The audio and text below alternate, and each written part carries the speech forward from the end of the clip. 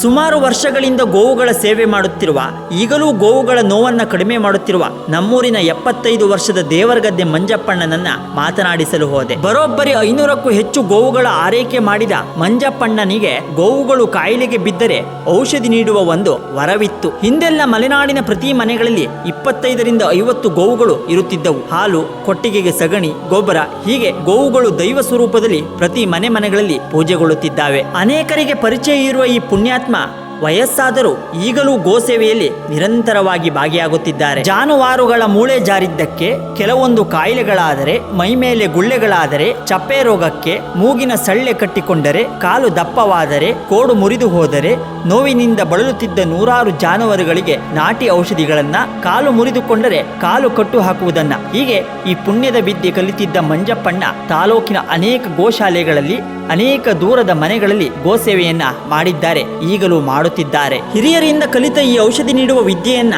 ಜಾನುವಾರುಗಳಿಗೆ ನೀಡಿದ್ದಲ್ಲದೆ ಆ ಎಲ್ಲ ಜಾನುವಾರುಗಳು ಸ್ವಲ್ಪ ದಿನಗಳಲ್ಲೇ ಗುಣಮುಖವಾಗುತ್ತಿದ್ದವು. ಅನೇಕರು ದೂರದ ಊರಿನಿಂದ ಬಂದು ಕರೆದುಕೊಂಡು ಹೋಗಿ ಅವರವರ ಮನೆಯಲ್ಲಿ ಗೋವುಗಳಿಗೆ ಚಿಕಿತ್ಸೆ ಮಾಡಿಸಿಕೊಂಡಿದ್ದಾರೆ. ಅನೇಕ ಕಡೆ ಇವರಿಗೆ ಅನೇಕ ಪ್ರಶಸ್ತಿಗಳು ಕೂಡ ಸಂದಿವೆ.